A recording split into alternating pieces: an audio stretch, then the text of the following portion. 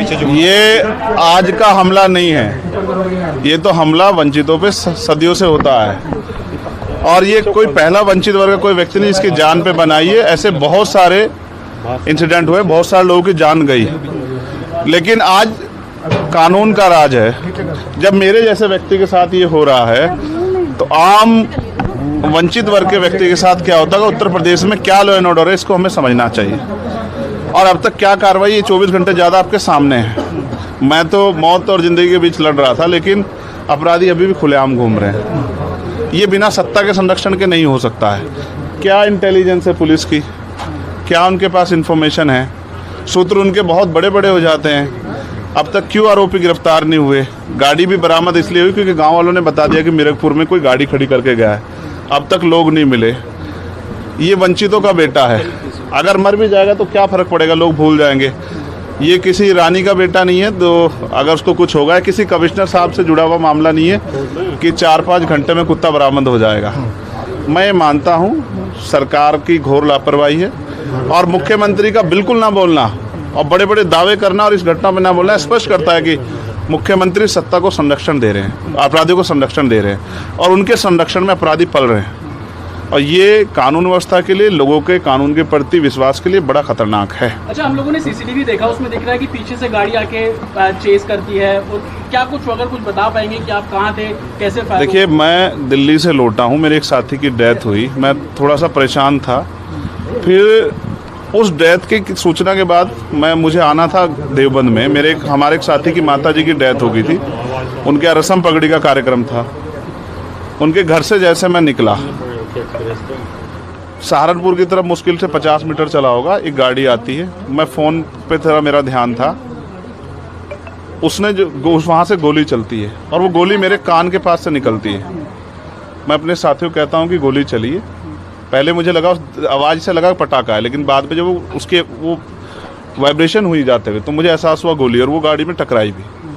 फिर दूसरी गोली जब मुझे लगी, बुलेट जो चीरती हुई लोहे के हिस्से को गाड़ी के, और वो मुझे लगी, तब मुझे एहसास हुआ कि हम गिर गए। फिर तीसरी गोली चली, जिसने मेरा आगे वाला शीशा पूरा डैमेज कर दिया। चौथी गोली पे मैं नीचे हो गया, जो गोली आपने देखा कि वो सीधी उसमें लगी। अगर मैं नीचे ना होता तो वो मेरी छाती के आर पार चली जाती। फिर वो गाड़ी 10 मीटर आगे जाके रुक जाती है। वो 2 हवा में फायर करते हैं, जैसा मैंने देखा, और फिर उन्होंने फिर हमारी गाड़ी फायर किया। वो फायर जो है गाड़ी के नंबर प्लेट पे लगी। मेरा ये मानना है, उनको ऐसा लगा होगा कि हमने जो काम करने आए थे वो कर दिया, अब ये मर गया शायद, जैसा पहले कई घटना में हो। फिर वो शायद सरेंडर करने के मूड में थे, लेकिन जैसे ही मनीष ने गाड़ी को मेरे कहे से यू टर्न लिया, उनको समझ आया कि ये जिंदा है, तब वो वहाँ से भागे। हमने पुलिस को बताया कि ये गाड़ी का नंबर है, फिर उन्होंने उसको इंक्वायरी किया। पुलिस के अच्छे अधिकारी यहाँ हैं, उम्मीद है वो अच्छा काम भी करेंगे। लेकिन ये स्पष्ट हुआ कि अपराधियों में कोई डर भय नहीं है।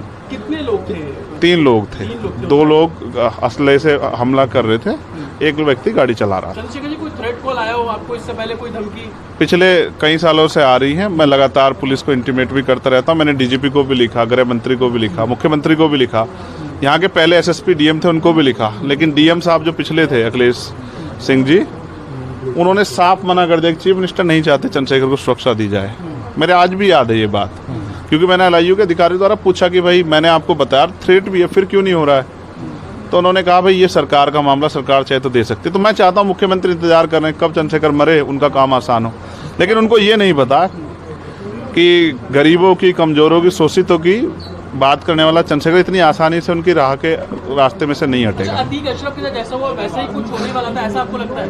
अब आप इसका आकलन खुद करें कि क्या हुआ और क्या हो सकता था। आपके पास एक और बात, मुझे ऐसा लगता है कल की घटना के बाद, इतने बड़े उसके बाद भी अगर मैं सुरक्षित हूँ तो हमारे संतों गुरुओं महापुरुषों का आशीर्वाद, हमारी करोड़ों बहनों माताओं का आशीर्वाद, बुजुर्गों का मेरे पास है।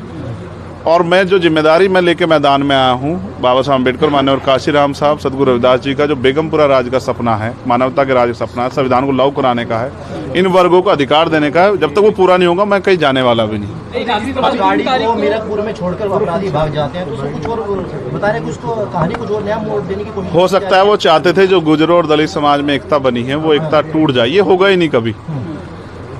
ठीक है, ये नहीं हो सकता है। पंचायत आप लोग कर रहे हैं अपनी मांगों को लेकर। हमारी लीडरशिप ने ये निर्णय लिया है कि जब 24 घंटे में गिरफ्तारी नहीं हुई तो हमें अपने लोगों को भी जवाब देना है, तो इसलिए शायद उन्होंने 3 तारीख का समय रखा है। मैं उसका हिस्सा बनूंगा। अमेठी के अंदर एक फेसबुक वायरल हुई है पोस्ट जिसमें आपको मारने की वो की गई है, क्षेत्रीय महासभा कई है उसके अलावा। ठीक है, देखिए लोकतंत्र है, उनके अधिकार है, मारे या छोड़े। मैंने कहा ना, मैं पहला थोड़ा ही हूँ जो मारा जा रहा हूँ या जिसको मारने का प्रयास किया। मुझसे पहले बहुत मरे हैं, लेकिन उनको कोई जान नहीं रहा था। मुझे लोग जानते हैं तो मेरी बात पे बात आगे बढ़ रही, लेकिन मैं अपने लोगों को मरने नहीं दूंगा। ये भी मैं उनको संदेश देना चाहता हूँ। घटना होने के बाद ये पोस्ट किया है अमेठी क्षेत्रीय महासभा से कि इस बार तो बच गया, अगली बार नहीं बचेगा। देखो, मैं गोली से डरता नहीं, मैं गोली से बंदूकों से नहीं डरता हूँ। मैं संवैधानिक रास्ते से चलता हूँ, संविधान को मानता हूँ। गोली चलाने वालों को भी कहना चाहता हूँ, कुदरत उनको सद्बुद्धि दे, गलत जगह पंगा ले रहे हैं।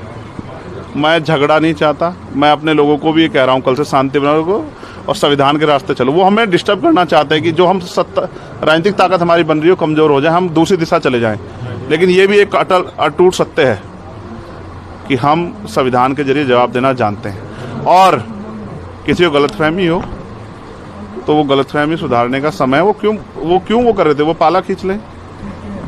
मुझे ही तो मारना है ना, वो बता दे मैं चला जाऊंगा मरने, मगर मेरे लोगों के साथ तो ये खेल ना खेले ना। मैं तैयार हूँ, अगर मेरे मरने से हमारा आंदोलन आगे बढ़ता, हमारे लोग खड़े होते, मुझे कोई दिक्कत नहीं है। लेकिन उनको ये समझना चाहिए कि ये आज लोकतंत्र है। गोली की भाषा से एक चंद्रशेखर मरेगा तो क्या हो जाएगा, हजारों चंद्रशेखर पैदा हो जाएंगे।